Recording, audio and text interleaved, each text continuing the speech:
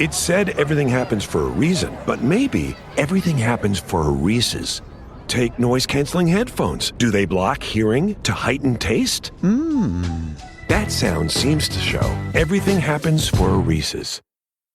This podcast is brought to you by Colgate Total. We take oral health as seriously as you take sports. That's why Colgate Total Active Prevention uses advanced technology to help prevent oral health problems like cavities and gingivitis before they start. It's clinically proven to provide 24-hour antibacterial protection with twice daily brushing after 4 weeks of use. So get a winning routine and prevent oral health problems before they start. Shop Colgate Total Active Prevention at a retailer near you. With the Spark Cash Plus card from Capital One, you earn unlimited 2% cash back on every purchase. And you get big purchasing power, so your business can spend more and earn more. In 2014, when you were a rookie with Travis, when he first arrived with the Chiefs, let's start there. Yeah. Did you expect that we'd end up where we are right now? What were your expectations for a young Travis Kelce? Did I expect him to be, like a Hall of Fame career? Yeah, that's the question. No. Crazy question. Hell no. Hell no. What threw you off? Welcome back to New Heights 92%ers. Ladies and gentlemen, boys and girls, a Wondery show brought to you by Reese's Oreo Cups, and doggone, those things are tasty.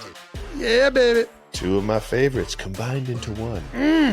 We're your hosts. I'm Travis Kelce. This is my big brother, Jason Kelce, out of Cleveland Heights, Ohio, University of Cincinnati grads. I'll tell you what, Bearcats, man, didn't end the way that we wanted to, but I'll tell you what, baby.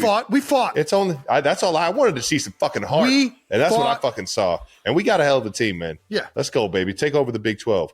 Subscribe on YouTube, Wondery Plus, wherever you get your podcasts, and follow the show on social media at New Heights Show with 1S. Jason, I think this is where you tell everybody what we have coming up next. 92%ers. Football is back. Yeah! We're going to talk about all the biggest news from last week, including the preview, the Chiefs heading down into Brazil. We're also going to get into the fallout from the Parsons trade and dive into the rest of the NFL season with three-time Pro Bowler and Chiefs legend, Alex Smith.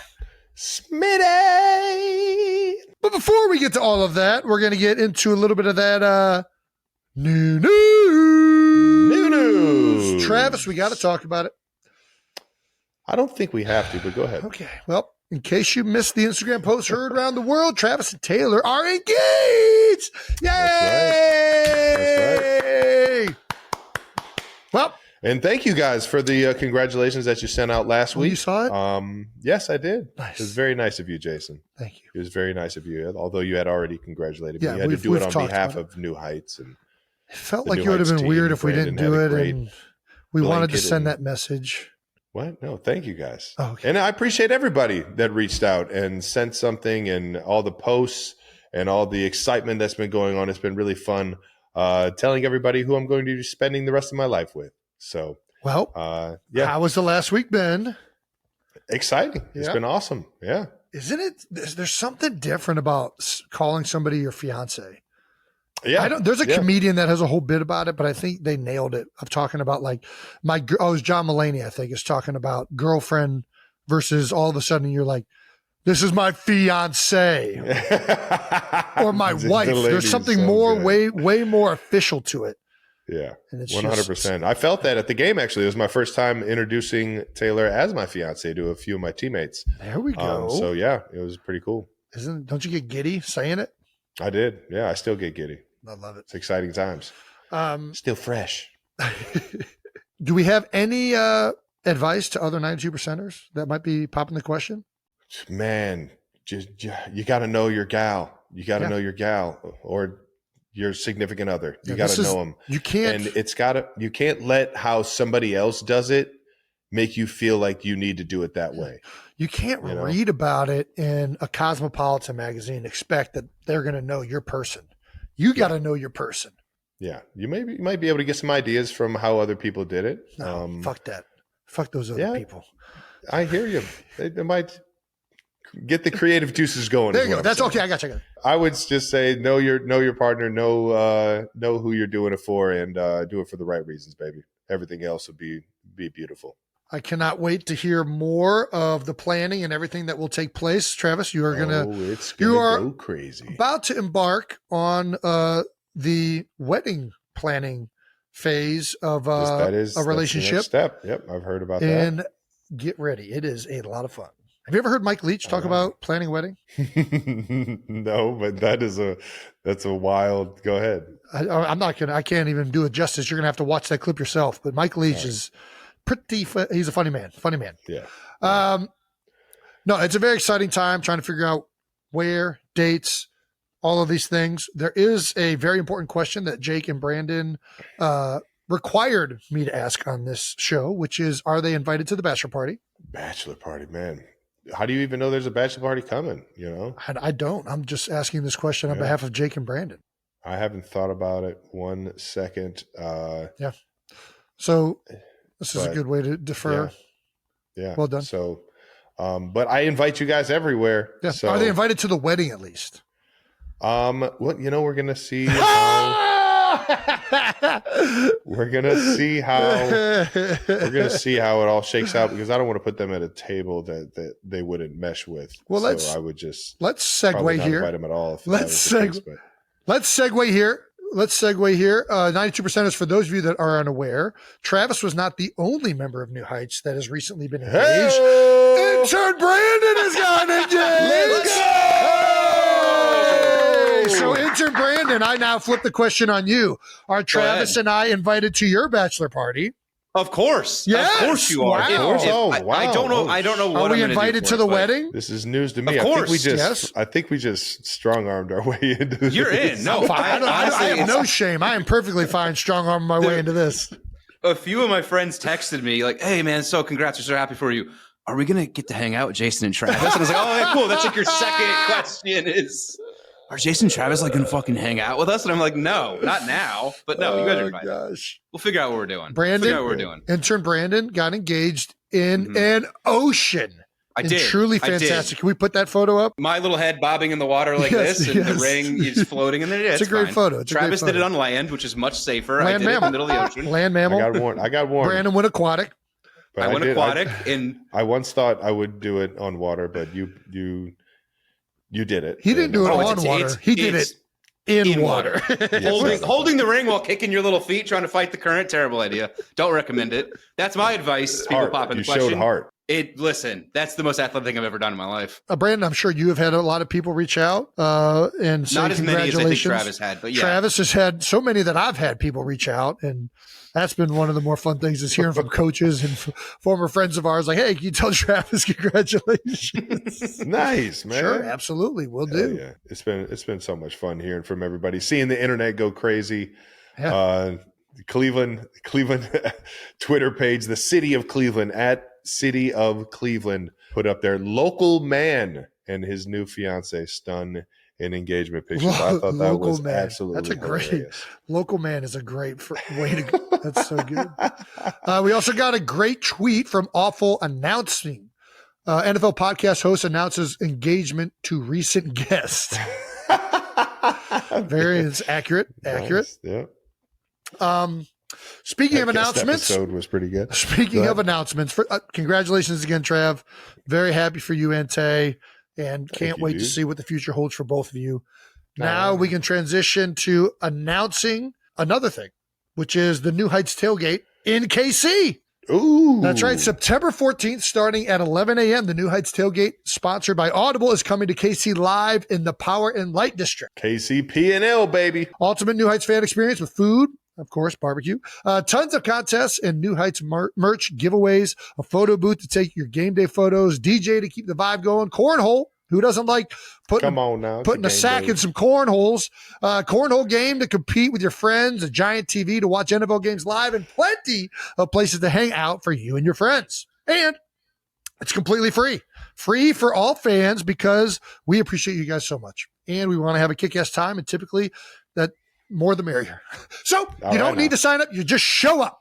Capacity will baby. be limited to first come, first serve basis. Let's go, baby! Walnut Kansas City, Street you between guys- 13th and 14th, just outside of KC Live in the Power and Light District of Kansas City.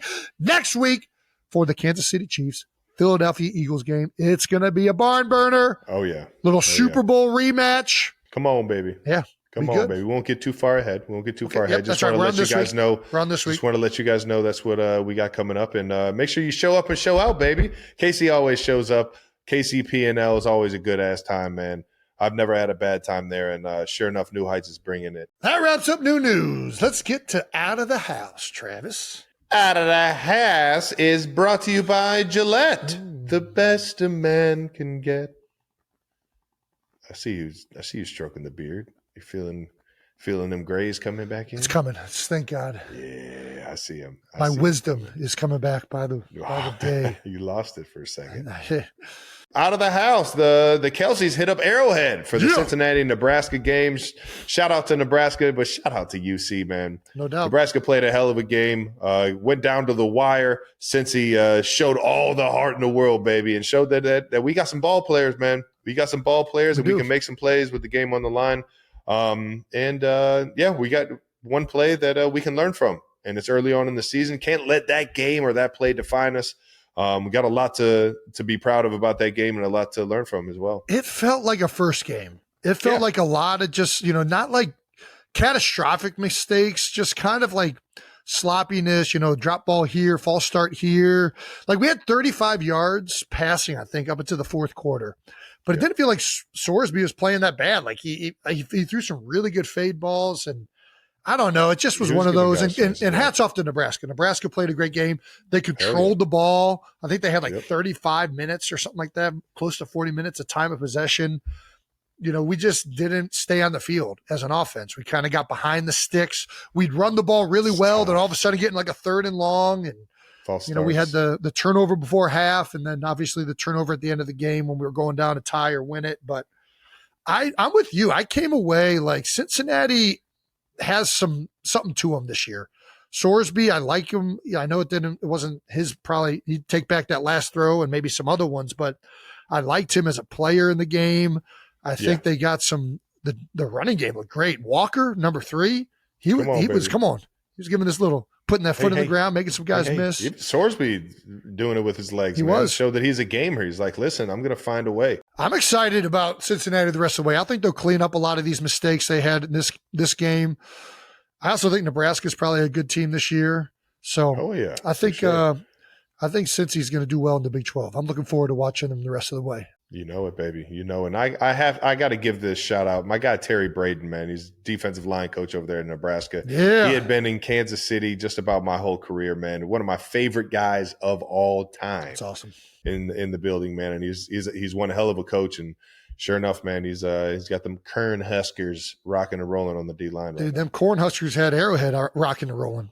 It was Nebraska showed up and showed out. UC was there. We had But when Nebraska is right down the street, man. UC was there. What are you talking about? It was filled like 90% Nebraska. But you felt that because both teams wear red. No, I felt that because it was 90% Nebraska. Like I mean, UC travels well, but let's be honest, that thing was. They could have been shucking. They could have. Yeah, there was a lot 100%. Of corn going on. All right, you got me. All right. We also have a little thing that they have written in. Jason brought jorts for Jason with this. Yeah, fit. He did. Yeah, except I didn't. These are Travis's jorts. I stole them from his closet. But everyone liked them. They did. On Jason. So that's all that matters right there. But that was, I did go on bussing afterwards with Will and Taylor. Oh, yeah. We love those dudes. Pissed I didn't get a beer with them at the game, but. Trav had already been on, and I had never been on there. I also told the story of us drinking non-alcoholic beers, which I don't think listen, if you're into non-alcoholic, it's just so weird when you think you've been doing something for the last hour and a half, 2 hours, and then all of a sudden you realize that it hasn't been happening. You just feel deceived. So how could I be so naive to not even check what that was? But I think it was a crazy realization because I was the first one that caught it. And I'm sitting there. I had poured a real beer and I had poured the non-alcoholic beer. And I found the taste difference. Yeah. And I was like, this one's like a little sweeter. That's crazy. That's actually a really like delightful taste. And I looked at the can. I'm like, oh, let me see what's zero. Because all I read at first was zero something. Yeah. Like it had zero in bold letters. And I'm thinking, I just saw beer and I just assumed it was beer. But I saw zero and I'm like, it's zero. What kind of this? Is like 0 calories, 0 sugar? I'm like, in my head, I'm like, that'd be the first 0 calorie beer I've ever heard of. I saw a bunch of people comment like, how did you not know? Like you weren't buzzing. Like I was drinking before I got into sweet. Like it wasn't like I showed up sober. I did. I showed up sober. Right, and I was sober going into the second half. And I was just like, what the fuck is. I was drinking all morning at the golf course. Let me drink 2 and get to where I need to be right now. Yeah. Knowing how that first half just ended. Yeah. Either way, absolutely hilarious. I told Jay we started dying laughing, and then she made sure to tell you. Then I'm back there. I had just gotten another beer. one out of the fridge, like, delicious. Oh, gosh. What? Yeah. What? 0 alcohol. It was an electric experience. Arrowhead, fantastic job creating that environment. Nebraska, fantastic job. Good luck the rest of the way. And I gotta give a shout out to UC one more time because they knew that they were going into Nebraska territory with that home game. They did. They knew that that stadium was going to be mostly Nebraska. Mm-hmm. So they took a home game, went to their territory, put up a fight, baby. I love them for it. I thought it was a ballsy move. But they got paid like $2 million for it. Oh, that's it? All right. Did you watch any other college football this weekend? I watched a whole lot of college football. And Nice. One of the most touching moments of this past weekend was seeing Lee Corso. No doubt. Yeah. Hanging up, man. Just give it one time. One time for Lee, man. I can't tell you how much of me is like, I fucking love that guy. Yeah. Never met him once, but I fucking love that guy. How he drove the love for college football, for football in general. Yeah. Man, I can't thank him enough for his efforts, for wanting to make it fun, for making it seem so effortless to enjoy this game. Man, what a remarkable career, and went out on his terms, man. It was awesome. I'm with you. I mean, an icon of our childhood, an icon of college football and the entire landscape. We're going to miss you, Lee. Congratulations on an incredible career. Went out swinging. I mean, come on, baby. Calls the Florida State upset over Alabama. Come on, baby. I know he did it. I know he did it with zero expectation that was going to happen. But I mean, come on now. What a beast. What a freaking beast. Baby. All right. Once again, that was Out of the House, brought to you by Gillette. The best a man can get. Real quick, before we get to the Alex Smith interview and some of the other things going on across the league, we're going to start with Bold Topics. That's right. Bold Topics is brought to you by YouTube because we've got some absolutely fantastically massive news. This Friday's Chiefs-Chargers game is making history. It's being offered completely free around the world for everyone. That's fucking crazy. For the first time ever, there are no subscriptions, no paywalls, and no requirements. YouTube is bringing the NFL directly to you so you can watch on the big screen without any hassles, no matter where you are. So here's our suggestion. Cancel your Friday plans, gather your friends and family, and celebrate NFL kickoff weekend the right way. And let's watch some. I mean, what else are you going to be doing Friday night? You might as well watch the freaking Chiefs and Chargers go at it. I mean, right? high school football is back in action, but you can just watch. You can watch it on your phone, YouTube. That's a good YouTube, point. You can go to the everyone high has school it. game and then just stream the game live. Stream the game live. We're doing them because both. it's free. This is why YouTube. Dude, they're fucking. All right. Chiefs Chargers in Brazil. Trav, how is this week different? Eagles traveled to Brazil last year. I remember a little bit of the talk, but what are you guys getting ready for? This is the most unique I think it's been in terms of traveling to a game.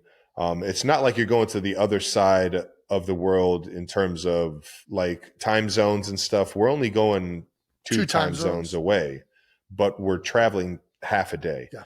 So it's an interesting. Typically, you would go to London and time it up to where you get in London or you get overseas in Europe, and you have a whole day in front of you. So you can sleep on the plane. You can, or at least try and get some sleep on the plane to like take up the time of the flight. Yep. It's a whole thing right now of like trying to get there and get acclimated without losing the sleep schedule, keeping you in tune with, just the times you're waking up and the times you'll be at your peak athleticism, throughout the day. So it's a bit of juggling that. I know the stadium's 2 hours away from the hotel. That'll be a unique experience, driving to the game for 2 hours, the old college football way that we used to drive to Miami, even though that wasn't that far away. But we were a Delta hand, and we got to play it. Yeah. And it is what it is. I think it'll be rewarding if we go down there and find a way to win, knowing that this is such a unique schedule and unique experience. But I'd be lying if I said I wasn't excited to go down to Brazil, man. Dude, it's going to be electric. It is going to be so much fun, man. Yep. And the international games are always a fucking blast, getting to see new fans and how they react to big plays and just how they show up to the game, how they act during the game, whether I'm going to hear chants and stuff. I'm excited for all of this. Yeah. And it's going to be, I already know that the Brazil fans are going to go fucking nuts. And it's going to be a blast, man. Yep. And I think what you're kind of alluding to is like there's no time zone changes, so you can't like save time overnight and whatnot. Like you guys are going to lose a whole day Wednesday and just travel because it's a 12-hour flight and you're not gaining or losing. There's no way to manipulate it. Yeah. So you're just going to get up in the morning, fly down to Brazil, and get nothing in that day other than maybe some film on the plane or film when you land, right? Yeah. Yeah. So you got to be smart with your time, a little bit more strategic with your dude, get your Russell Wilson on. Start doing high knees in the aisle, make sure you're moving around. I don't know if I'll be doing that, but I got my Nintendo Switch 2. Nice. And I'm going to be Mario golfing and they got Mario Golf? Up. Oh yeah. Gosh. Get hip, cuz. I can't, dude. I'll be on it all day. I just know it. I got to stay out of it. You have kids, I got to stay out of it. All right, let's move on. It went to have on a international division game. Is it weird to have an international division game? I mean, this would be my second one. We played the Chargers in Mexico City. That's right. We only had one game international. It was London. I wish we would have been able to play more when I was there. I like the international games personally. It's a blast. This would be my fifth country I've played in. Fifth country. It'll be your second continent, right? Europe and South America. Well, third continent, I guess North America, Europe, South America. You're just missing Africa, Asia, Australia, and Antarctica. Yep. So NFL, we got to keep expanding. Yeah, we got to keep going. We got to keep going, boys. Australia's coming. That one is not far off. No, the Aussies definitely love some football. They love some competition, baby. Does this counts as a home game for the Chargers? Sucks to suck. Do you expect more Chiefs or Chargers fans? I'm not sure.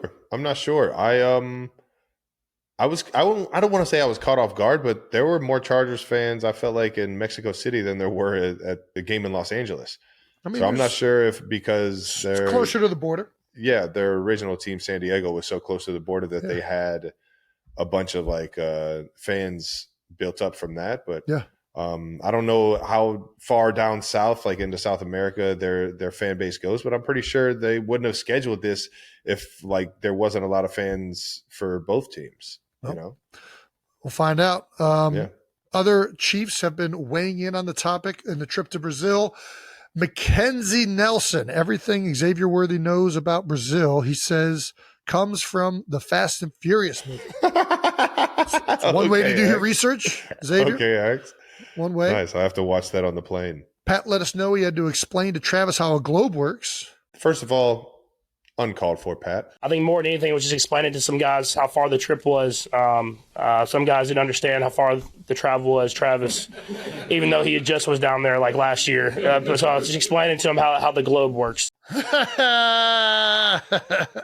Very uncalled for. Had no idea that Buenos Aires and Sao Paulo were that close. Yeah. I knew Brazil was down there. I didn't realize it was that far down there. Argentina and Brazil are heated rivals, just so you know. Yes. Yeah. Just hadn't put those two together. Yeah.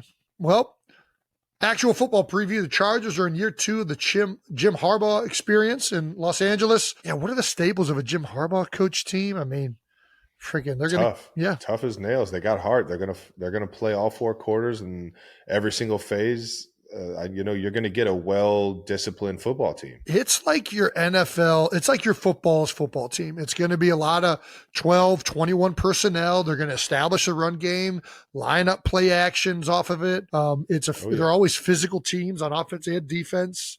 It's an old school mentality that Jim Harbaugh's teams bring to the game, and it's refreshing in a lot of regards. And I can't wait to see what year 2 looks like for the Chargers. I really can. I mean, I hope they lose this first game, obviously, but I'm optimistic about how they do from here on out. I like that the NFL is doing this with week 1 opening games with divisional matchups. You got the Eagles versus Cowboys. We're going to get to that one in a second to start the season off. You guys in the Chargers. I'm going and doing the Monday Night Countdown with Bears, Vikings. There's just a lot of good games in this week 1. I can't wait to watch the games this weekend. It's going to be so much fun. We got some key matchups potentially. We got Josh Simmons, hell of a rookie debut. He's got Khalil Mack, one of the best pass rushers over the last decade in the NFL. It's definitely a hell of a welcome to the NFL moment for the young buck. Chargers have added Najee Harris and Mekhi Becton.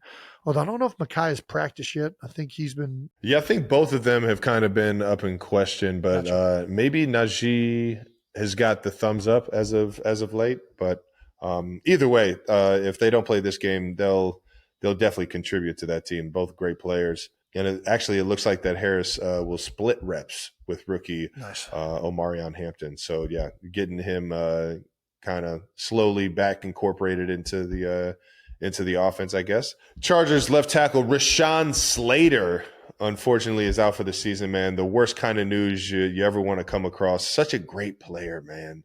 And, I mean, as much as, that team is going to run the ball this year, having a healthy O-line is a huge component, especially early, man. You just hate to see that for such a great player, man. Absolutely. He's been, I mean, even from his rookie year, he's been one of the better tackles in the league. He's a blast to watch, and hopefully the big guy can come back even stronger. They aren't the only ones missing a star player, though. Rashee Rice will officially start his suspension this week. He will be out for the first 6 games. And, I think everybody in KC is looking forward to seeing him back out on the field. Opens up a lot, but, listen, this is what you're going to have to deal with, right, Trav? Yeah, and I think the biggest thing is that, I want to say we saw it coming, but we've had to prepare for this, right. Knowing that there's going to be some amount of games that he's going to end up missing. And Rashee knows that. And, he's going to attack these weeks and make sure that he's ready for when he's allowed back in the building. And you know what? I think it's going to create, that much more love and that much more fight out of him. I think he's got a lot to prove still in this league. And I think I saw a certain type of work ethic and attention to detail that, he's taking it up a notch when he's out there in practice. So I can't wait to get that guy back in the building, but we're going to have to hold it down without him down in Brazil, man. Yeah. Trav, have you guys brought up any keys to the game? What do you think? Of course we have. There's a bunch of them. Let me guess. I'm not telling you guys any of our keys. I'm just gonna guess. Don't turn the ball over. That's a huge one. Which I love the keys. I always love going in the keys of the game. All right, take care of the football. I mean, stats are stats, dude. Over the last 4 years, the amount of fumbles in the first week of this, the first week. Yeah. It's insane. Yeah. Amount of fumbles and amount of missed tackles. It's through the fucking roof. It's always crazy. It's always the same. Hey, take care of the football. Where you are. Yeah. Take care of the football. Create turnovers on defense. Take care of the football on offense. Stop the run. Eliminate penalties and mistakes. Eliminate penalties. We got to be going forwards, guys. We can't be going backwards. To eliminate those. Stop killing ourselves. We need to be playing the other team, not ourselves. That's right. If we beat the Kansas City Chiefs, we'll beat them. No, we can't beat ourselves. Oh yeah, I'm sorry. If we don't beat ourselves, yeah. There we go. All right, let's keep this thing moving. We'll see you guys down in Brazil, baby, Sao Paulo, baby. Get ready to get this thing rocking. Do you know any words in Portuguese? No, but if if I come, I'll make sure I learn some down Bring there. some back with you. I'll bring some good ones back. The only two I remember are Obrigado and Cerveja. Nice. Let's talk a little Eagles Cowboys, baby. Come on now. First game of the season for both these teams, and man, what a matchup to get this thing going. A lot going on in the Cowboys world and the defending champs. I mean, could you think of a better way for the Philadelphia Eagles to start the NFL season coming off of a Super Bowl than playing the Dallas Cowboys to start the NFL season and dropping a banner? Yeah. Like, I mean, in front of the boys. Dude, the NFL is so good at these scheduling things. The environment this Thursday, I cannot wait. I cannot wait to experience this. It is going to be so fucking electric. It's going to be insane. It is going to be absolutely bedlam. It's going to be nuts. So I am kind of pissed that I never got to go to you playing against the Cowboys. Fuck me. Like I only got to experience. We got plenty of Cowboys Eagles games to go to, Travis. We got plenty to go to. No, I don't need to be playing. I wanted to go. I wanted to be in the stands as an Eagles fan, watching it with Cowboys fans around and feel that. You know what I mean? It's a great time when you're in Philly. It's not as much fun when you're in Dallas, but it's a great time when you're in Philly. You don't know that. No, I do. We lost a lot of games in Dallas, unfortunately. But oh, okay. Anyways, dude, this is going to be, I'm looking forward to so many things. There's a lot of guys that I think, dude, they've been putting in so much work, and they've been doing it now for all the training camp, and they're trying to stay focused at the task at hand to repeat and have another great season. And, I think the mentality has just been so good across the board, from the coaches to the players. They're returning so many pieces offensively. I mean, really the only new pieces are their right guard, Tyler Steen, who's been there. He's going to be starting.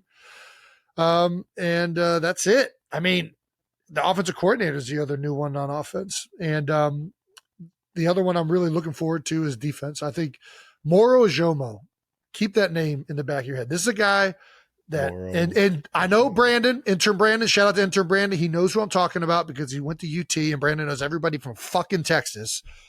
But dude, this guy, you know, when you can't tell when there's a guy balling out on scout team, if it's just like he's given great effort. So is he catching guys when they're tired, a little bit fatigued on like a Wednesday and Thursday? So you're like, all right, he's got some juice, but I'm going to wait to see how this goes. Then he just keeps getting better. And he has this great disposition to him that from the moment he's got there, he's been inquisitive and asked questions and is always trying to get better. And it brings me back to, we had Kobe Bryant talk to the team in 2017. And one of the guys asked him, do you have any advice to young players trying to make it in the NFL? And this is my favorite thing Kobe said all speech. It was, other guys referenced some of the other stuff, but I really love this. He said, be curious, right? Ask questions, try and learn as much as you can. And Stout always says it in a different way. Knowledge is our greatest resource. He's always been asking questions to some extent, like annoyingly, like guys like, goddamn, Moro just keeps on talking to me and asking me questions. He has had a relentless effort when he's on the field. He's had a relentless effort off the field. He wants to be great at football. I think he's going to have a really good year for Philadelphia. I'm putting it out there. He's playing alongside Jalen Carter, who's going to get a lot of attention because he's one of the best defensive tackles, if not the best in the NFL. Yep. And I think it's going to be, I'm looking forward to seeing him play. And I'm looking forward to seeing, I'm just looking forward to being back at the link and watching the Eagles line it up again. A lot of guys going into their second year, especially on defense, or second or third year. And we're seeing, like, are they going to be able to keep up? Are they going to be able to do it again? Vic Fangio. I don't know, man. I'm just really excited to watch this first game. I mean, it's going to be fucking absolutely insane of an atmosphere. Hopefully the game resembles that, knowing everything that the Cowboys have going on with the first year coach and, getting their star defensive player traded a week before the season starts. They got a lot of noise. But the banner, I want to talk a little bit about the banner games, man. I've been a part of them where somebody else was raising a banner, and I've been a part of them when I've been raising a banner. You've been a part of them definitely when you've raised a banner. Have you ever been the team going into I don't think so. The stadium? No. Well, I was in a banner game not for winning a Super Bowl, but we played in New England when they retired Tom Brady's jersey. Ooh, well, which was arguably bigger than a banner game. big time. It was a big time environment. They almost won the game too. They That's weren't. what I'm saying, yeah. man. It can go both ways, but at the same time, Coach Sirianni said that the Eagles will not be on the field for the banner drop. You beat me to it too. They've been. I think they're handling it the right way, and I think 100%. You Cam- can't be out I there. think You got Cam- a game. That's last year. Yeah, It's last year. They've all turned the page, and you have to focus on this year. But the banner isn't for them; it's for the motherfucking fans, and they're going to be going absolutely crazy. And that's why I'm excited about it, because I'm not playing anymore. I could be excited about a fucking banner and watching the Cowboys. Like I don't have to worry about being in the moment in this season.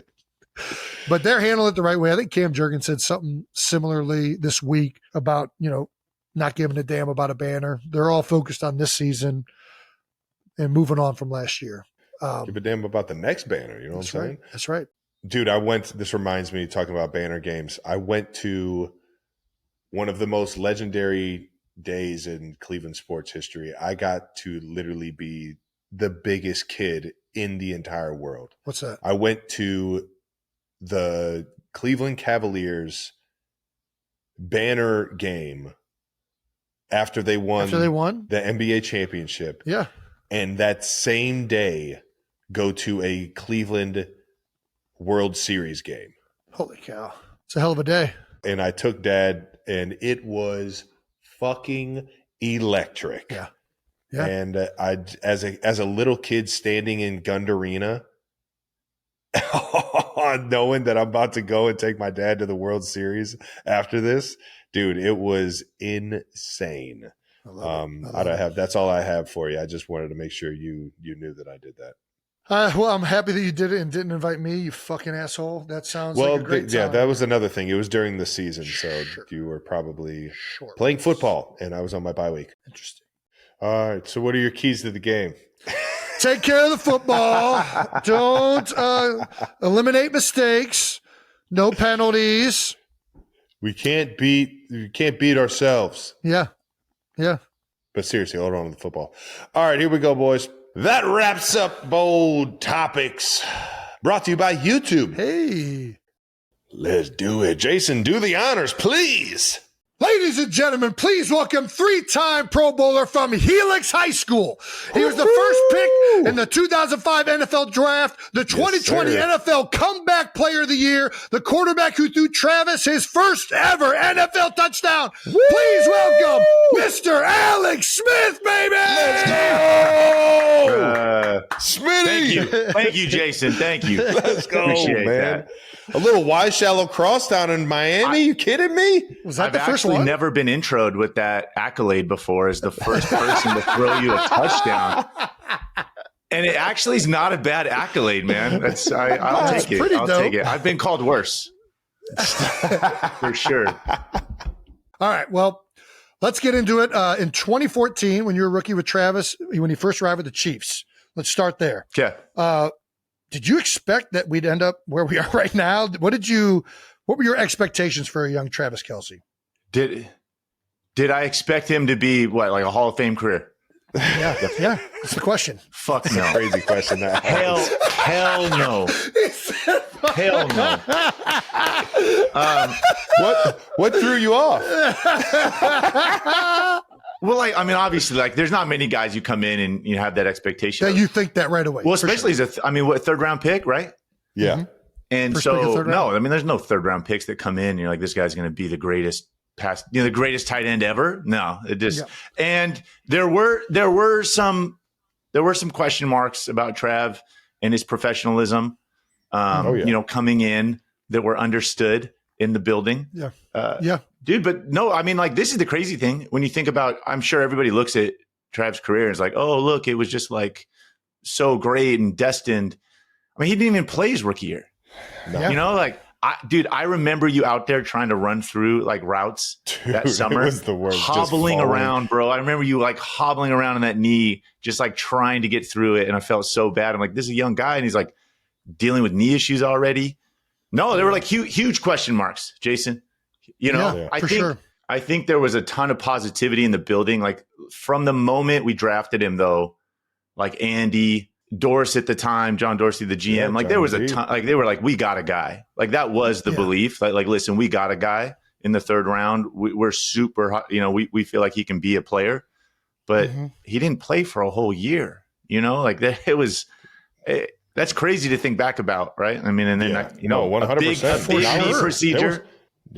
Huge knee surgery and microfracture at that point in my career. I was lucky I was young enough to where it paid off. And there was still, and in terms of the professionalism, it kind of worked out in my favor because I got to see everything from like, I just got to sit back and watch guys like you, guys like Fasano, then guys like Jeremy Macklin come in and like be pros and show me how it's done at the professional level. And it's, I ended up catching on, not the second year or the third year, but eventually it clicked for me.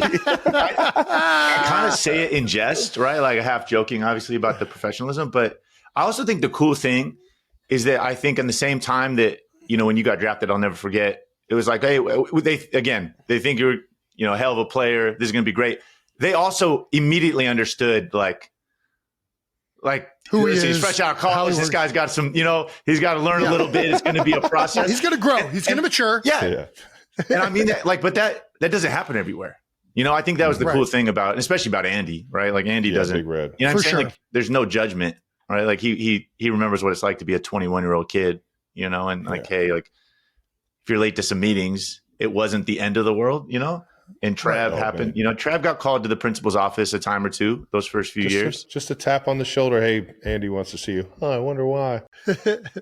I tell people this all the time. I feel like Andy just has this aura about him that there's like this presence that is downright like you're afraid of him in certain instances. Like he has like that kind of like feeling, but at the same time, you always feel like he like loves you and just wants the best for you. Like he toes that line of being a disciplinarian and like a player's coach better than anybody I've been around. Like he's not going to accept anything from you that isn't your best, but at the same time, he's like forgiving to like a fault. Like I don't even know how he's mastered both of those avenues, but it's hard to explain, but that's kind of the vibe I always got from him. No, I think you hit it on the head. Like and that's what coaching is, right? Like tough love, right? You got to be both, you got to have like high standards and hold people to them. But at the same time, I think the best thing about Andy is, again, like the no judgment, right? Like if you mess up, if you err, whether it be on the field or like in your personal life or something professionally, like it's not the end of the world, right? Like, and so he will welcome you back in. And I think, and I think you appreciate that as a player for sure. Hell yeah. Do we have a favorite story from Travis rookie year? I mean, I know we just said a couple, but like favorite story, even if it's not rookie year, let's say second year. What's a favorite story from a young Travis Kelce? God, let's try to think. Like, for me, I can't get out of my head. I know maybe some tight ends had like broken out into dance occasionally, but like the first touchdown pass, no, like I remember all of a sudden he breaks into choreographed dance in the fucking end zone. It was planned. It was pre-planned. There's no way you just do that. No, organically, right? I remember distinctly being caught off guard, right? Like I just didn't see it coming. I knew he was talented, but not like that. Like, no. And then every week it was like a new one, right? I mean, from there on out. I had him in the back pocket ready to go. Yeah. I don't know if you ever remember this play. I actually broke this down on Sunday Countdown at ESPN, but we were playing, it had to be your second or third year, and we were playing the Denver Broncos. And we called like early in the game, you started out wide and we motioned you down and we ran strike, which Jason's just like a little fake in and then come back out, right? Like on the 3rd and 3. Okay. And we converted it, right? He killed the guy, the DB. It was man. The guy came running down with him in the motion. Pivot thing where you come down. So he kind of fakes down. He comes out. Yeah. Well, we like save it and we come back to it in the second half, like in the fourth quarter, in like the biggest moment of the game. And I think we thought like we were going to get him again. And the DB was like pretty veteran. And we get the same look. It's man. And this guy just sits hard on the outside, right? Like he's not taking the cheese. Well, Trav just kind of like feels it. So he just keeps fucking running. Just runs all the way across the field, right? Like this is the NFL. You're supposed to go in and come back out. And he just kind of like saw the guy outside. He's like, and just kept running across the field. And I threw him the ball for some reason. And it turned into like a 30-yard game. And I think everybody on the field, like including Big Red, it was like, what just happened? Right. Yeah. And it was kind of the early dawn of Trav doing some of these things. Right. Like, Trav, full disclosure, did you know it was strike or were you running the wrong route? What was going on? I knew exactly what it was. But all right, well, we're touching on the thing is I get the first down and I like get pumped up. I do a first down and then I start to slowly look at Coach Reed on the sideline. I'm like, is he gonna fucking come here? This is the beginning of the moment. Don't ever do that again.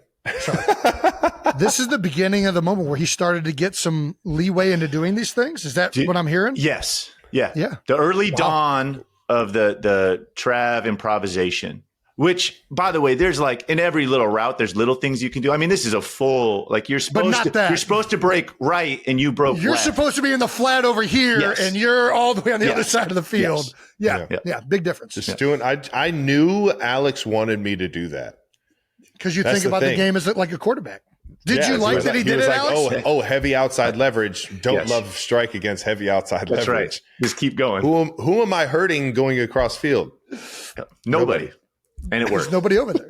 That's what you got to do. You can't be selfish enough to ruin somebody else from getting a catch, I've done that and I've had to reel it back. Alex, I think we talked about it when I was with you guys before the Super Bowl, but what do you think of Travis's ability to audible? You just talked about the first time he ever did it. From a quarterback's perspective, how do you feel about somebody doing something that is not pre-planned? Yep. Yeah, it's funny because when I was young, as a young QB, you're like, no, I need to know you're going to run the line on the paper, right? Like I need to trust that you're going to be in the right place at the right time.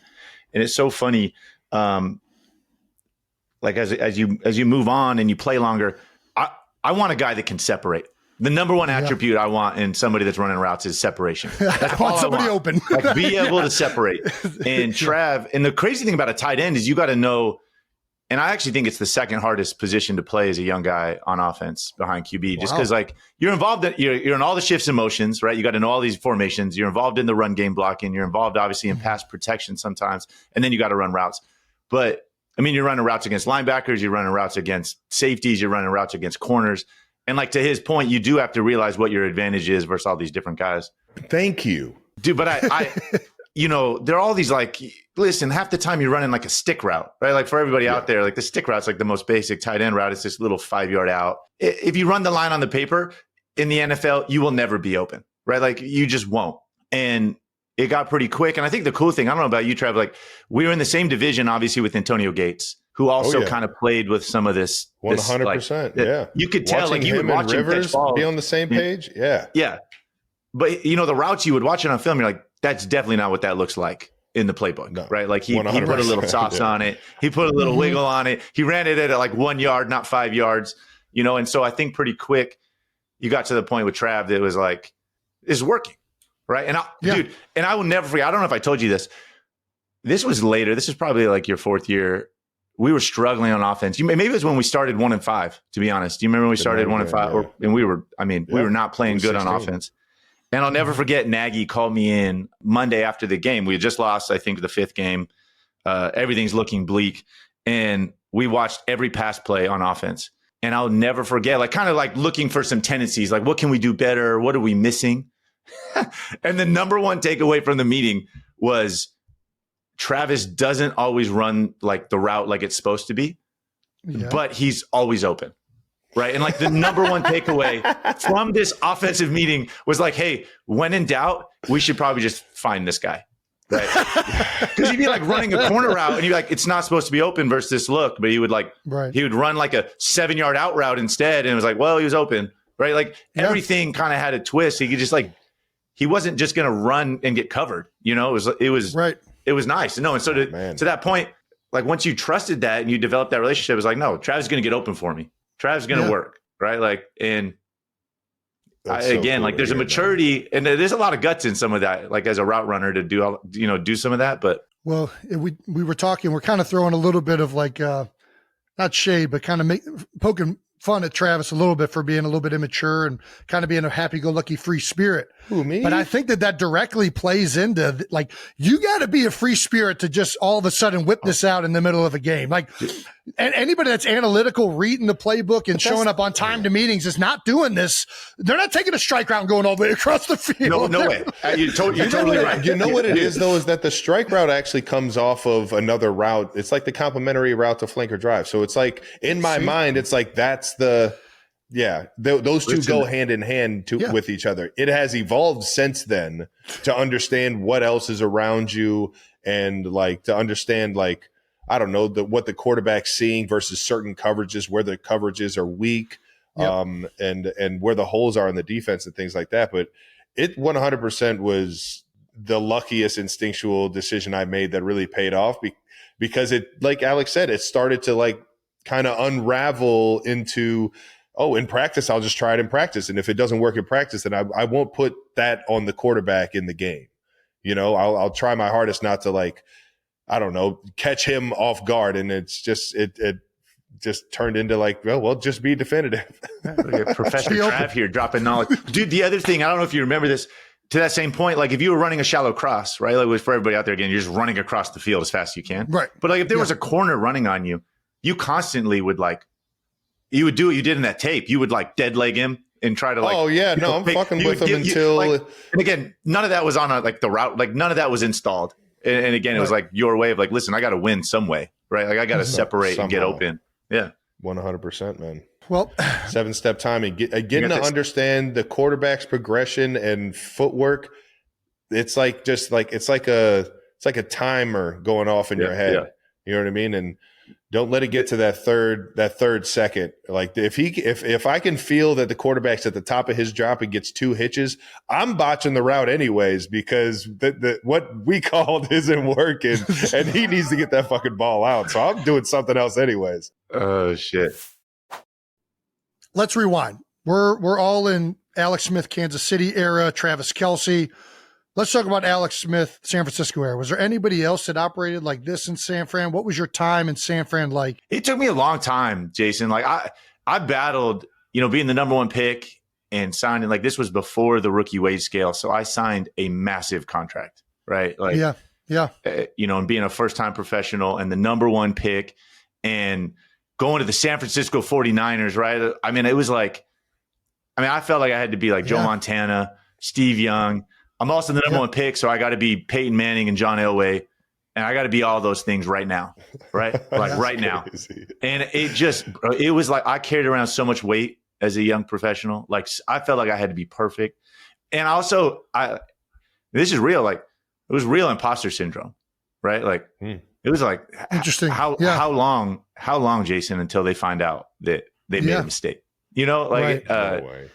Especially playing right away. And this was the crazy thing, Trav. Like I played week 3 my rookie year, and like there weren't a ton of, it wasn't until like a few years later, like I actually got to be around some veteran quarterbacks and actually see what it was like to be a NFL QB, like preparing Monday through Saturday, what it takes, just had no idea. So it was rough. It was rough. Sure. Dude, a lot of late nights by myself, just watching film and having no idea what I was doing.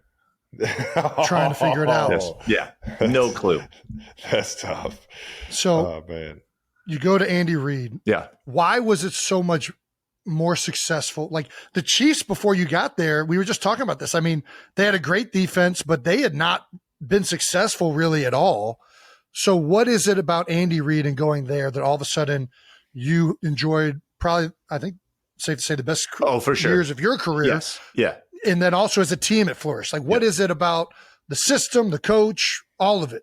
Yeah, I think a couple of things. One, the fact that it's not a system. Like, again, like think about all the QBs that Andy Reid's had over the years, from Donovan. And they all play well. Before that, obviously, Michael, me, Pat, like this. And there's a bunch of guys in between, too, that he had for little stints. And guys that all have different strengths, very different strengths. And I think that's the beauty. Like, Andy doesn't run some, like, cookie-cutter playbook. Right. Like we're not running the stuff that you guys were running in Philly. Right. Like we're not running the stuff that they were running in Green Bay before that. Patrick's not running the stuff that I was running. Right. Like that just he's going to tailor it to your strengths. He's going to put you in a position to succeed. And then I think there's like I just talked obviously about, for me, my mentality at that point, again, it was heavy when I was young. And then you get to Kansas City and there's like a lightness to Andy, right? Like, I mean, he, again, like I didn't feel like if I messed up, it was the end of the world. Right. Like, and he constantly was like, let your personality show, be you. Right. Like, he constantly in the QB room, his favorite saying would be like, hey, when in doubt, go deep. Right. Like, I mean, and I'm sure some of that he felt in me. But again, that's kind of the beauty of his coaching, right? Like, it's not the same for everybody. Right. Like he morphs it and changes and adapts to who he's got in front of him and what they need. Let's talk about a little Jim Harbaugh. Let's talk Harbaugh, man. I'm going down to Sao Paulo I'm going down to Sao Paulo to see him for the second time as a Charger. Obviously, we saw him a little bit as when he was in San Fran still before he went to Michigan. But I remember meeting Jim in San Fran when I was getting drafted, and the guy is just wired different, man. He eat, breathes, and sleeps football all day, every day. And, that's what you want out of your head coach. But how are some of his like coaching methods different than Coach Reed's? Yeah, I mean, dude, both these guys, I mean, Jim definitely had a huge impact on my career. Huge impact. Like, before he arrived here in San Fran, honestly, like, I'm probably walking around with a bus label, at this point. And he has me back, signs me back. He's coming from Stanford. But, I mean, this is a guy that played 15 years at quarterback in the NFL. Oh, yeah. I mean, he definitely understands. Crazy part is he played for the Chargers, and I grew up in San Diego, so I remember watching him play as a kid. But you're dead on. Jim's different. Like, he's like a real life Ted Lasso a little bit, right? Like, he's like off the wall 100%. Saying, right? Like, he'll quote you Shakespeare.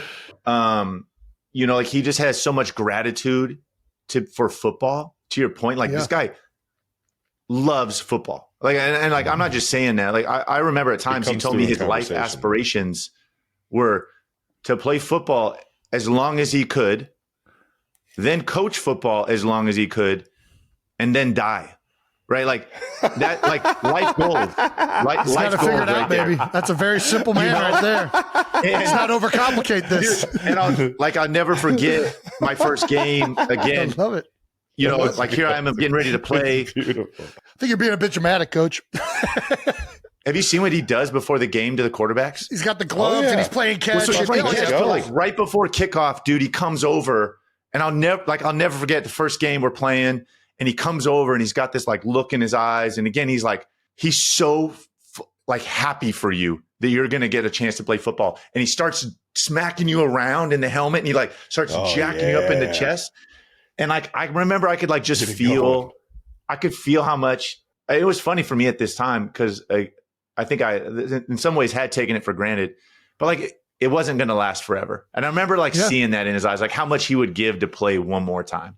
Right. Oh yeah. And it wasn't in like a glory days type of thing, but like, again, like it was real. It was like, oh man, this, like it was infectious that like when the head guy just loves ball that much. And then for me, he just like, again, he took so much pressure off of playing quarterback.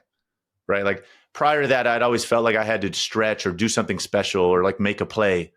And with Jim, it was like, nah, man, just run the offense. Yeah. If it says to throw the flat, like if the read is to throw the flat, just throw the flat, right? Like I never felt like it was the first time in my career that I felt like I could just kind of be me, right? Like I didn't have to like do anything remarkable. Well, who are you taking? Chiefs, Chargers, Brazil, week 1. Chargers have made immediate impact with Jim.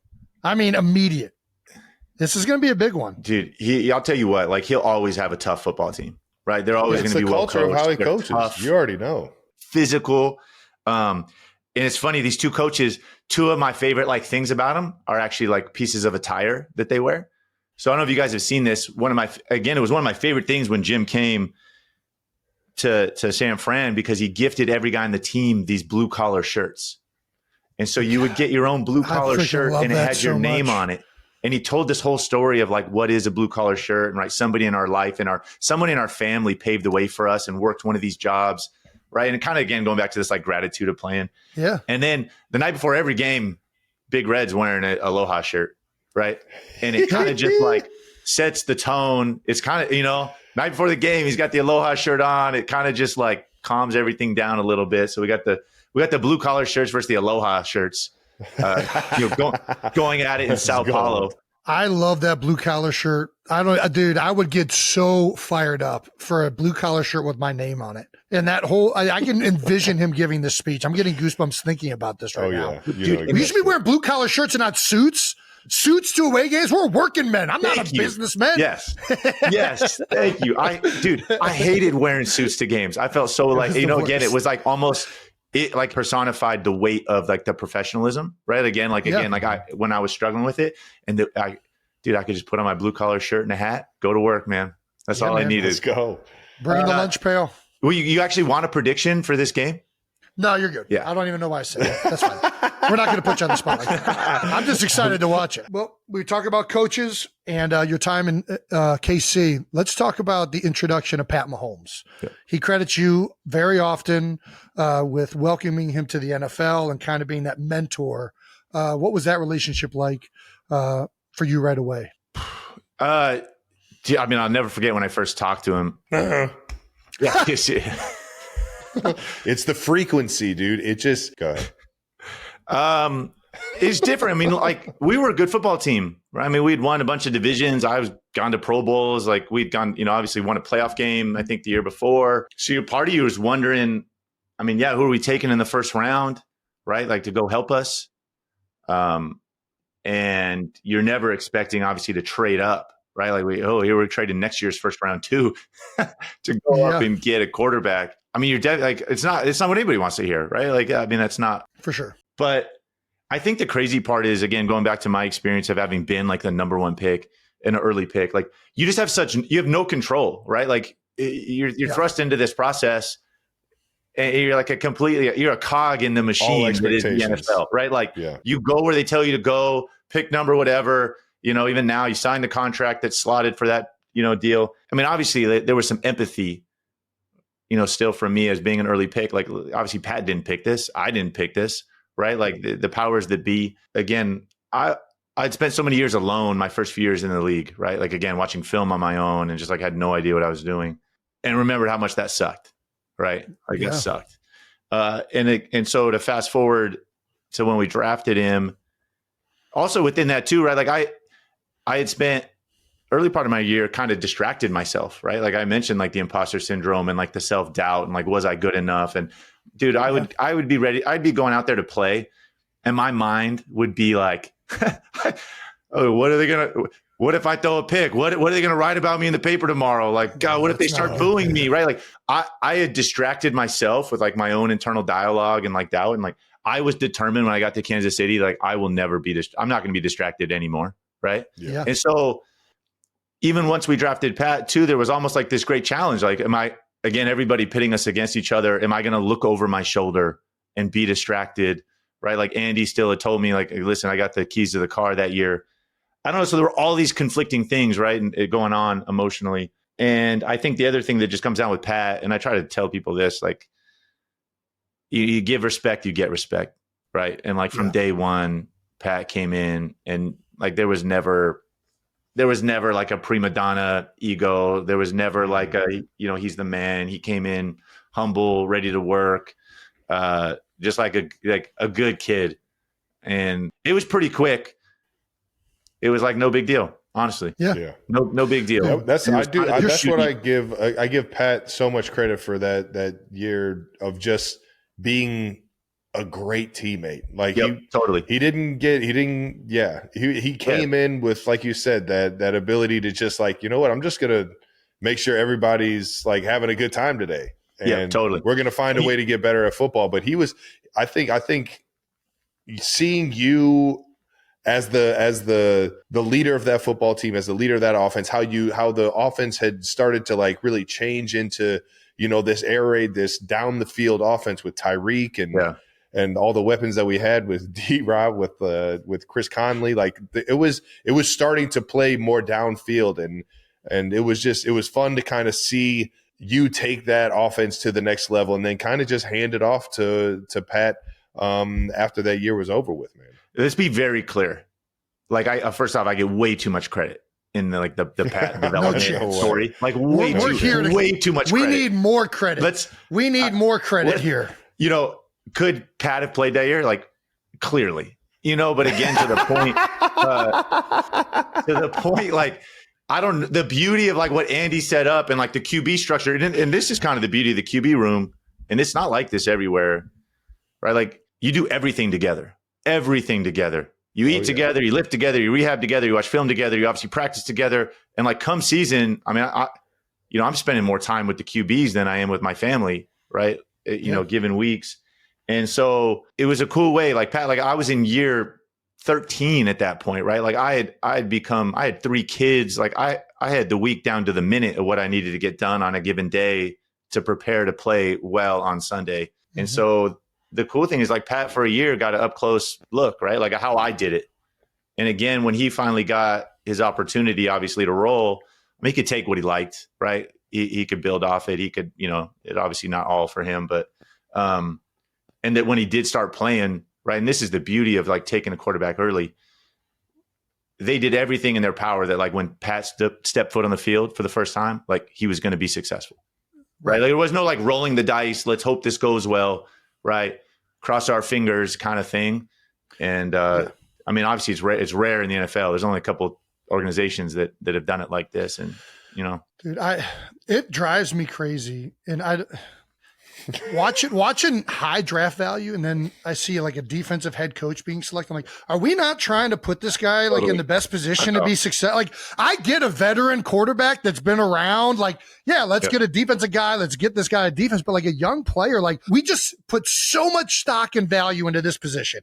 Why are we not allocating everything we can to make this guy successful? It blows my mind when I see that across. No doubt. Yep. Just fucking rolling the dice. I do want to touch on this because you brought up for the second time now, imposter syndrome, self-doubt. And like one of the most important things I think a person could give to another person is belief, right? And mainly like a belief in yourself. And like all of us remember those individuals that were around. You mentioned Jim Harbaugh and how he made you feel gratitude towards the game. And like, I think I remember the coaches, Jeff Stoutland, Howard Mudd, like Paul Longo, all these guys where when I had self-doubt in my career, these guys were there to reaffirm me and like make sure that I knew how good I could be and how good I had the potential to become. So I had to mention that because I always get fired up hearing about like every player goes through that. Any player that says they don't go through it is full of crap. Yeah. And it's because you're surrounded with great people, great teammates, great coaches that you end up coming out of that. So I'm going to transition to this. There's a lot of rookie quarterbacks from last year that are coming up on their second year this season. Who does Alex Smith have belief is going to take that next step forward? Who's going to be the best of the bunch to kind of have breakout seasons? Yeah, I think this rookie, the rookie class from last year, to be clear, that's the second year group going in this year, I think is going to go down as one of the greatest QB classes of all time. Oh, wow. Maybe the best of all time. I think it has a chance. I mean, we just saw literally Jaden Daniels. It is the greatest rookie season, I think, in all of American sports. It was electric. It was very electric. I mean, unbelievable. Bo Nix, I mean, you saw it live. Dude, Trav, Bo Nix is a baller, man. A baller, right? He's the 6th guy taken. I mean, think about that. It's crazy. There's a few guys on that note that I'm really excited about. I'm excited for Caleb. Again, another number 1 pick. Like getting Ben Johnson. I love the Ben Johnson hire. Like I think you're going to see a side of Caleb this year. I think he's going to flourish in it. I think they needed, again, the next several years he'll get to play in this system that is so good. And I think he's really going to take off. They got a bunch of weapons. That division's a monster. That division is a monster, though. It is. That's the problem. By the way, so is yours, Trav. Yeah. No, I'm very aware. Very aware. You get a bunch of legendary coaches and throw them in a division. You're going to get some competition in there, man. I don't know if I told you this. Do you know it's the winningest division in NFL history when it comes to head coaches' records? Dude, the AFC West. I heard that. That's a crazy stat. History. That is crazy. Anyway, here we go, boys. Buckle up. Dude, but I think Caleb's going to have a great year. Dude, I mean, the guy we haven't seen is J.J. McCarthy, right? Right. I mean, playing for Kevin O'Connell, who I was lucky enough to, another San Diego guy I go way back to high school with. I played for him. He's one of the best QB minds, I think, in the game. And then think about who he's throwing to, right? You got Jetta, you got Jordan Addison, TJ Hawkinson. Right. I mean, they got a lot of weapons there. I think he's going to have a big year. And then Drake May. I like Drake May a lot. Like, I think I'm basically naming all of them. So I get that. But Dre, I think New England, I love Vrabel getting hired. Josh McDaniels coming back as the OC. I think he's also unbelievable offensive mind. Like, I really do. I love all these guys. I haven't even mentioned Penix, who might have the best supporting cast from weapons, standpoint. Yeah, like, I just think guys everywhere.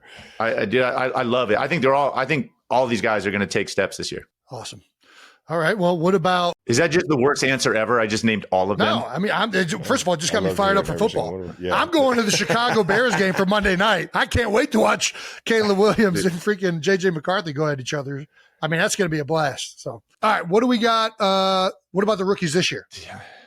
I mean, it's funny. It's slim pickings, and this always happens, right? Like after a big year, the next year, of course. I mean, you got all eyes are going to be on Cam, right? Number one pick. Sure. I think he, by all accounts, was the consensus guy there, right? Like that was the most ready. The thing I like about him so much is like he's a gamer, man. Like the craftiness, like he's so he's like the opposite of what I look like as a rookie. Like I was so stiff and like like this guy's played a lot of football, right? He's played at 3 colleges.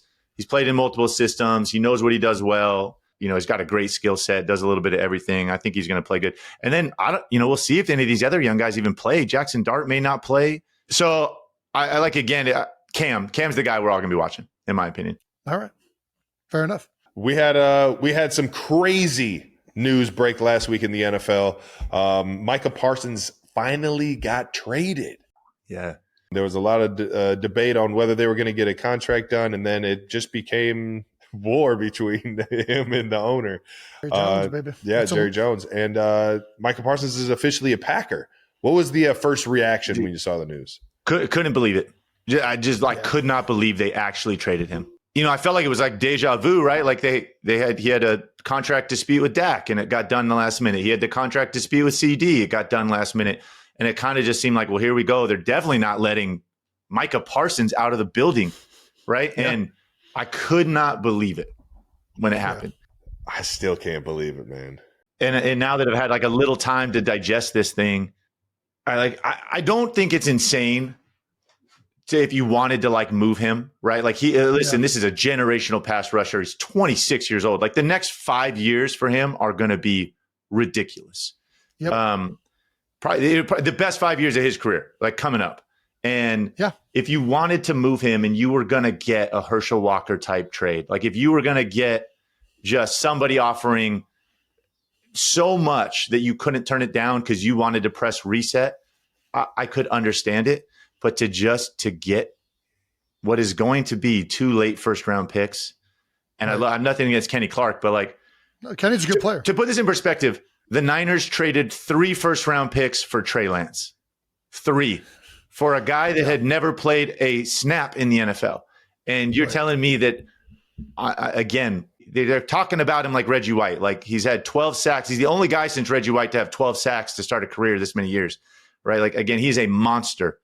Even when he doesn't, even when he, and you guys know this, right? Like, even if he doesn't get the sacks, the pain he is to game plan for, like when you come in on, 100%. Wednesday morning, the giant circle that's around Micah Parsons is like, we cannot let this guy cost us the game. We are going to do, the run game's going to revolve around where he is. The pass game's going to revolve around where he is. We're going to chip him and double team. Hey, Trav, you're always going to be lining up where he is to try to give an extra gap for the tackle. Like, you just you bend over backwards for this guy just to like try to take him away, Yep.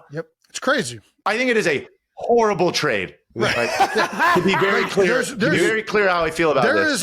There is a chance that it can work out if one of these first or both of these first round picks go and are successful. But like statistically, the chances of that happening are like so low that you're going to find somebody that affects the game like this. Like that's what I think. Recently, there's been things coming out like he's not great against the run, and I'm not normally a guy that like cares that much about like sacks. I think that number sometimes gets overblown somewhat. This guy affects the game on a level that maybe only 2 or 3 other guys in the NFL do across the league on defense. Like he is that big of a difference maker. Your entire game plan. We played the Cowboys without him. It is so different. So different. And I love Kenny Clark. Kenny Clark is a great player. And I kind of feel bad that he's a part of this and being compared to Micah Parsons because as a D tackle, he's really good. But it's just he's not affecting the game the way that Micah Parsons is. And the way they're trying to sell this, I think is funny because they have to at this point. But the real reason this isn't happening is flat out egos. And it sucks that is the reason why this whole thing is happening this way. You're spot on. The only way this ever, 10 years from now, this looks good is if they draft 2 Hall of Famers with these 2 picks. Right. The odds of that happening when you're going to be picking probably like pick 24 or higher, it's not, again, not looking good for them. I couldn't agree with you more. This is all about hurt feelings and egos. Yes. And on this note, this whole idea of Jerry negotiating directly with this guy. He's 25. And apparently it's not his first time. 25 years old. He's never negotiated a contract in his life. He has professional representation that everybody knows he has to have hired to do this for him. And you're how old are you, Jerry? You own the most valuable sports franchise in the world. You're the GM, and you're going to go like the power dynamic of this, that you're going to go negotiate directly with this guy. It makes me I feel dirty.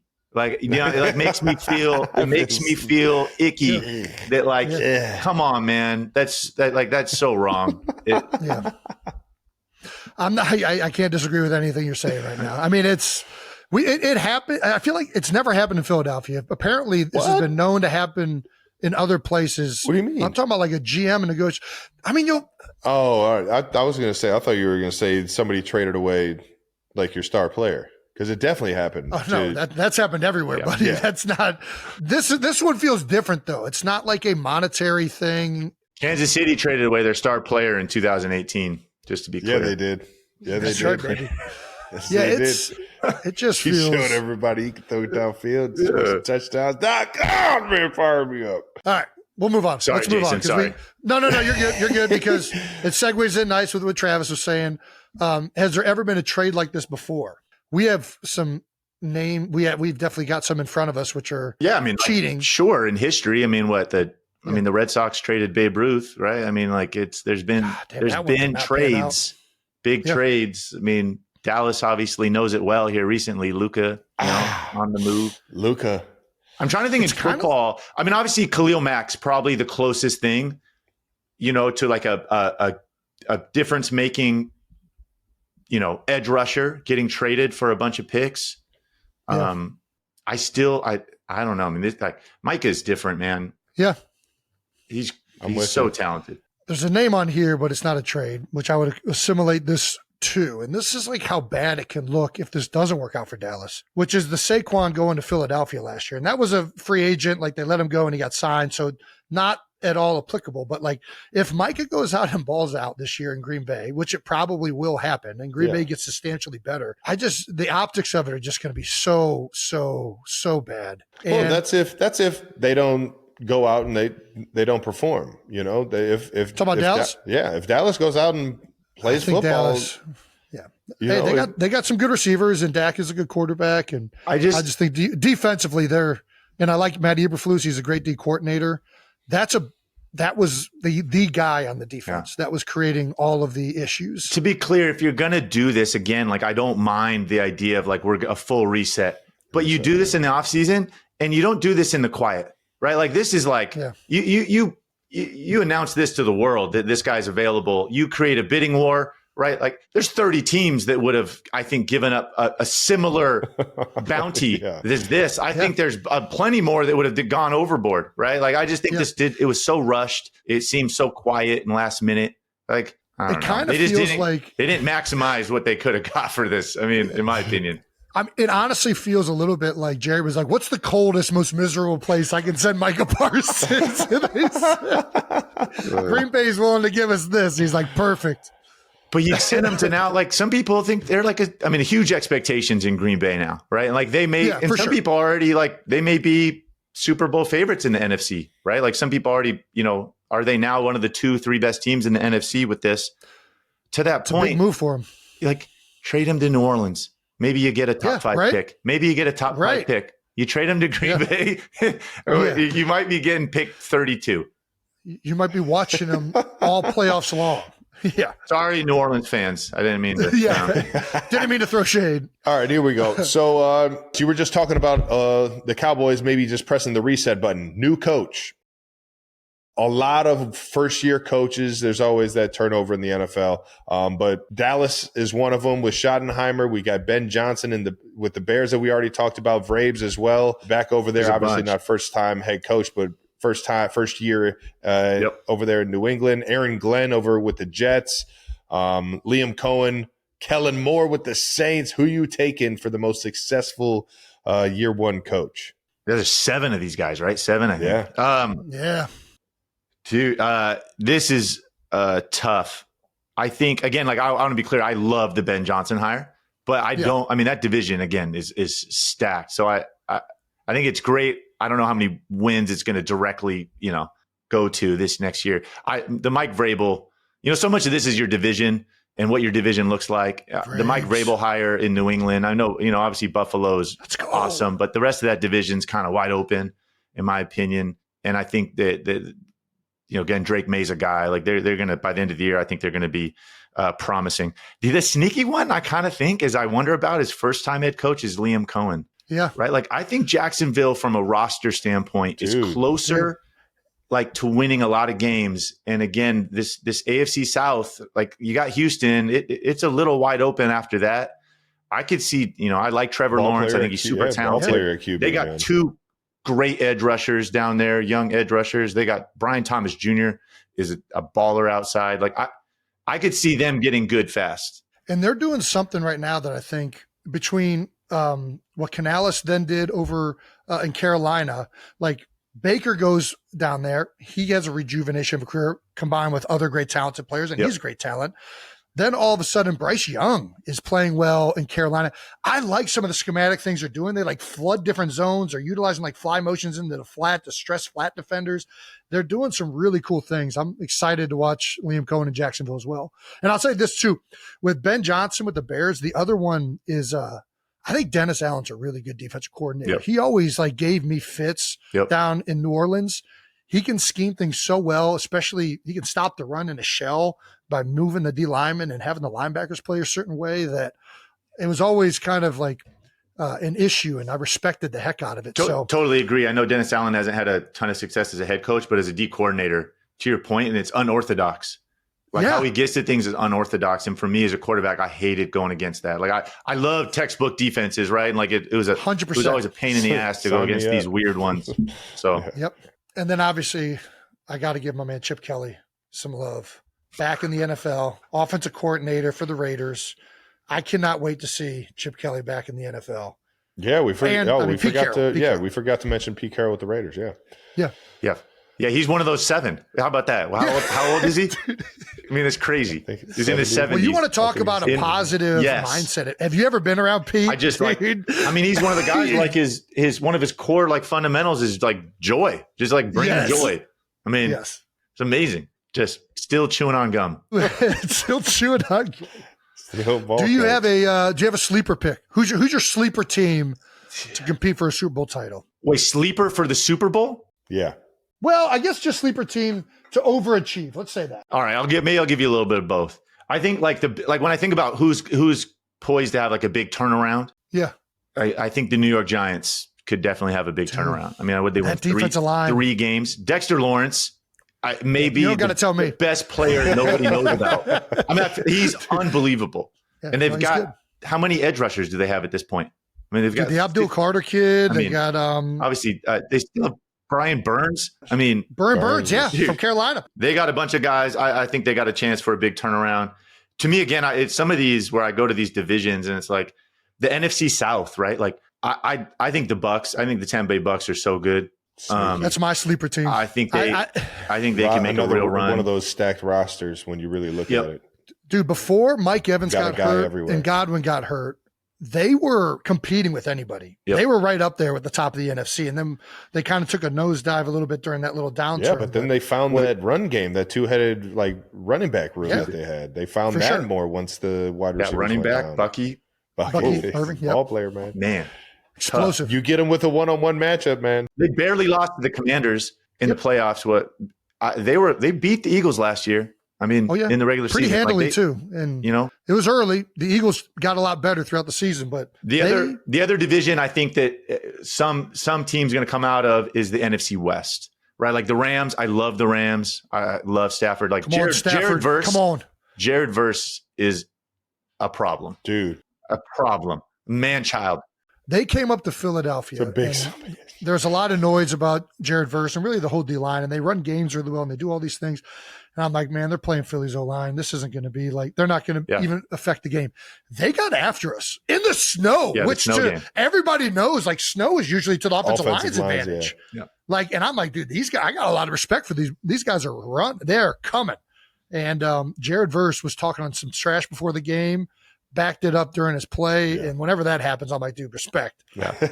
You start yapping off, coming into Philly, and then come and play your ass off, like – all right, I'm taking notice. There were a couple of clips where him and Mailata going at it, and those are two big. Those are two big cats. And for sure he won a few of them, and it was like, I mean, super impressive. But then I think again in the same like the Cardinals got a chance to be good. If the Niners stay healthy, I think they got a chance. So they're not really under the radar. They're not a sleeper, but. Yeah, but I do think the Niners are a little bit less talked about this year because of the way the season went last year, and you forget that they have one of the best coaches in the NFL, George Kittle, McCaffrey. Like they have all these pieces in place. The defense took a downturn last year, but they've been one of the best defenses in the NFL over the past 5 years. They got Robert Saleh back. Like I think a big get for them. Come on, Matthew. Let's get some Bengay on that back. I want to see the Rams doing something this year. Let's go. Come on. Loosen it up. I think he will. I think he's going to be all right. No, he's definitely he's a Bengay guy. He's a gamer. He's not an icy hot. He's not an icy hot. Not a tiger ball. He's a Bengay guy. Let's get to some no dumb questions. Smitty, we asked 92% as our fan base here to send their preseason questions. So let's check out this preseason edition of No Dumb Questions, because there's no such thing as dumb questions, Alex. Just dumbass people. That's it, man. Two of us. Really. We got a list here. Which rookie will shock everyone? We kind of already did that a little bit. NFL soft. Well, I don't know. Who knows what that means? Yeah, let's do that one. I like that one. NFL soft. Alex was a part of the years where you could really take someone's head off. Hey, Jason. Recent news. NFL got rid of the smelling salt. This week's gone soft, man. What happened to the wing T? What happened to these Patrick Willis personalities? Jack Lambert. All the big hard hitters. LT. You can't forget about LT. Now we got all these prima donnas. Don't want to be a team player. And we got freaking rivalries don't mean anything anymore because everyone wanted jersey swap and everything. What happened to Smash Mouth football? Smash Mouth football. You know, just run through a motherfucker's face. Now we just spread it out. It's all about separation nowadays. I just can't stand it.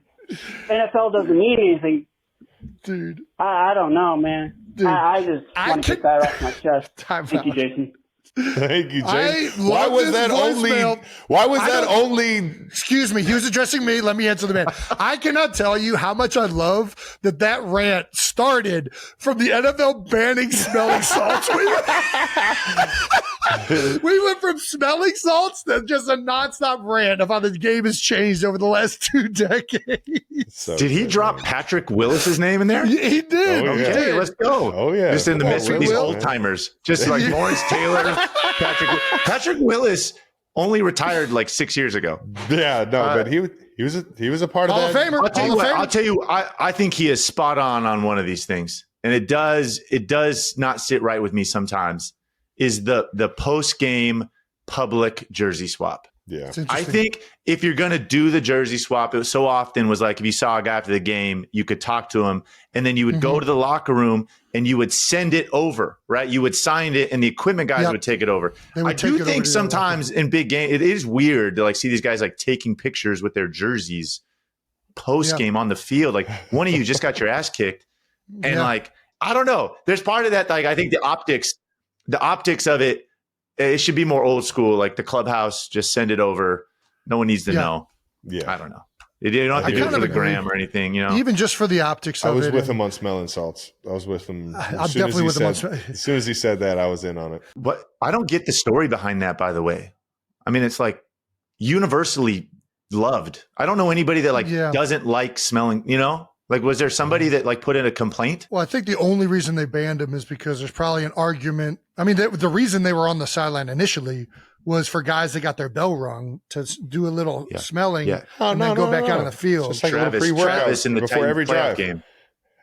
Well, I would do them before every first series of the game and the first series of every half. I would do one just to kind of get the system going again. Yeah, dude. When you play on the West Coast and you play the 1:00 kickoff on the East Coast, it is early, man. It is my first 8 years of my career. You go there, bro. You're waking up at like 5 a.m. your time. You're eating pregame meals so early. So like the smelling salts pregame. I mean, you like had to have them. Right. Get yourself going. Yeah. And now you got it on the sideline where it's like a fucking drug deal. Guys are pulling them out of their pockets and shit. No, yeah. Well, this is the thing. What are we fucking doing? What are we doing? The teams stopped providing them, and they acted like there was like a shortage on smelling salts. And it's like, I don't think there's a shortage on smelling salts. I'm pretty sure you guys are just put a tariff on the smelling salts. I think the NFL has been trying to move away from anything associated with concussions for a long time now. The real veteran move. Did you guys ever like stuff like 80 of them in a water bottle? Oh yeah, for sure. And like a Gatorade bottle, and you shake it up, and then you could like the only way to do it. Little squeeze. You could feel it just like burning you up. Yeah, just you turn into Macho Man Randy Savage for a second. No, it was man. I don't know, man. I think we all agree on a certain extent that the game is changing, and sometimes you're not always happy with how it's changing, and you miss the barbaricness of it. Like I miss the wedge unit, locking arms and running down like a human wall.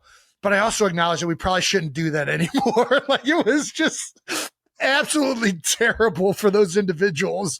And I mean, I miss the hits going over the middle. I'll be honest. Like I think about these. I loved watching somebody get completely obliterated going across the middle as a fan. But I think we can all acknowledge that it's probably best that we've moved on from this as part of the somebody whose leg was broken on national TV. It's still fairly physical game. Yeah. No. A guy named JJ Watt, just pretty big dude. All right. Let's do another one. NFL running back plus average fan O-line game 1 yard. I mean, we've done that one 1,000 times. Oh wait, no, that's a different one. Let's do that one then. Well, I kind of go ahead. Hey boys, it's Gravy from Wisconsin just calling in.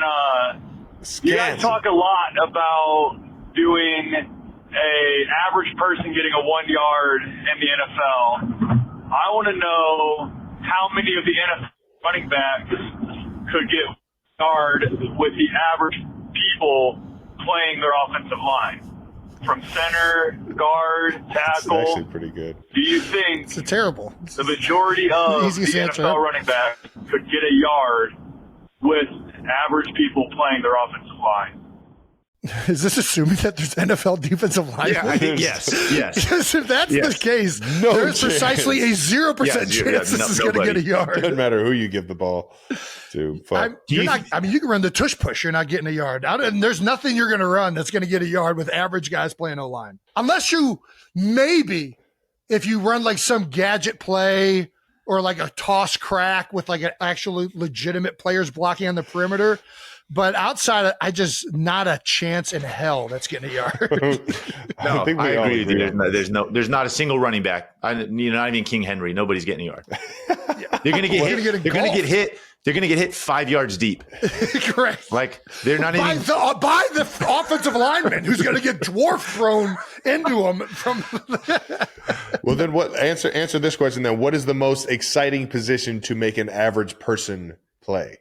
What would I want to watch? Yes. I'd like to watch an average person play D-line, defensive tackle.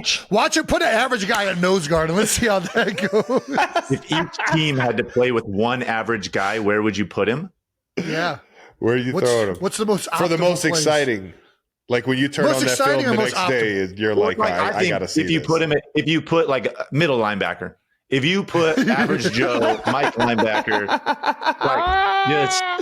watching that, I mean, just completely lost put the GoPro on him and it'd be good TV. Oh my gosh, it'd be fucking I'm just picturing a guy just lost. Holy shit, that is so good. Just getting launched. in the middle of the field. Have your head on a swivel. Just get crack blocked. Boom. Let's do one more. All right, let's do it. Let's do this Twitter question from Aaron Clinton. Who taught you how to watch film, and how long did it take to recognize coverage live in game? Alex, you want to take that first? Oh, sure. Well, I mean, I obviously talked about, like, I watched a lot of film by myself. Taught yourself. Yeah. A lot early on. The crazy thing is, back in the day, and you probably saw this too, you used to get these like textbook coverages. Maybe like teams either played like cover 2, and it looked like this is how every team plays cover 2, and they played cover 3, and then they played man, and there were all these very identifiable, like they fit in a bucket kind of thing. Yeah. Yep. And then it was probably like halfway through my career that all went out the window, and everything were these kind of like hybrid coverages, and you couldn't even really tell. You're like, is that cover 3 or kind of quarters? With like, is that rotation? I don't know. Yeah. Like what, all these kind of combination coverages, weird fronts. And it can change on the fly, like a motion to like a 3x1. Yeah. And so it was way harder to identify like what the hell is going on pre-snap from a quarterback's perspective in that regard. I mean, you still can to a certain extent, but not as easy. Who taught you guys how to watch film? I was going to say, what about you, Jay? I feel like I talked to Jeff Saturday early in my career because Howard Mudd coached him, and he thought it'd be good after my first year to go meet with Jeff in the offseason. And I definitely learned a lot of things about how to study defensive lineman technique, their foot back in particular, like a head up guy. You think he can go either way, but a lot of times his stance dictates what his foot is going to step with first. And if you really watch and tape how guys get in their stances, what techniques they're in, what the coverage is behind it, a lot of times that can dictate where these guys all end up and everything. And I think that talked to him a lot about, you watch first and second down Wednesday, which you do as a team anyways, right? Like my thing was I always wanted to maximize my time, and I didn't like going back and watching stuff that I was just going to watch with Stout anyways. So like first, second down tape, I knew I was going into a Stout in the meeting room. I always knew that we were going to struggle getting to like 2-minute scenarios. What are the games that they like to run? And like, what are the down and distances that they like to do that stuff?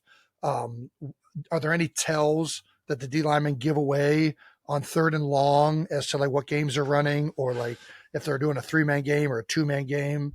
Coverages, all I cared about with coverage was what the box look was going to be like, or if they were tipping away pressures from like a safety standpoint, right? So like if the linebackers were stacked, there was a good chance it was either going to stay some type of shell, quarters, too high look, or the nickel was going to pressure. If the backers were bowed or bossed, somebody's coming into that space. So I love that we're like watching film and it's like all these coverages and you're like trying to break them down from a quarterback's perspective. You're like, Jason, how about you? And you're like, well, if his right foot was a little further back, I knew he was going left. It's like the game is so simple at the line, like the O&D lineman, you're like, well, his knuckles were white, so I knew he was really, he was really going to come off the ball. I asked this. We would have like an alert call from like the tackle, right? And the tackle would be like, all right. And there'd be nothing telling me that the nickel was pressuring. And JP was the best at this. He would just be like, hey, and give me the alert that they're going to blitz over there. And I'm like, dude, there's no way they're blitzing. And sure enough, it'd be a blitz. And I'm like, JP, how the hell did you know he's blitzing? Oh, the end was tighter. That was it. The end was a snugger alignment. And that was all he was operating on. I'm like, dude, keep letting me know that information because I'm not going to see that. For me, it was like an eye-opening experience. And don't get me wrong, I've like kind of like over the course of my career understood like defenses just from being in the QB room and then hearing a guy like Doug Peterson talk about it, hearing guys like Matt Nagy, and then when you're out there running these plays, you hear like the conversations I had with you and with Pat. And then you start to identify like why we're calling these things and like how I can run my routes differently and how I can kind of manipulate guys, keep guys like froze so I can open up windows and things like that. But early on in my career, I was like, I think this is like my 2nd or 3rd year in the league. And I like had just started to like, I think I'm a starter and I'm having success and I'm like kind of like feeling like, yeah, I got the hang of this now. You know what I mean? I'm rolling and everything. Then I walk into the training room on like a Tuesday after a game. And my guy, Mike DeVito, big Mike DeVito, D lineman, he's sitting there like just like getting his ankle worked on. And one of the guys from the defensive side come in with a spreadsheet and he hands him a spreadsheet, and it's like everything the team that we're playing that week does out of every formation, and he had it like categorized, and I'm over here like playing at such a basic level compared to like getting a spreadsheet every Tuesday that I would looked at that and I was like, I got a fucking long way to go. I'm not even thinking about their percentages of like the coverages that they're running. I'm just like trusting Coach Reed that when he dials up shallow cross, it's man. You know what I mean? Like, I'm just looking at the pictures on the install of like the concept we're running.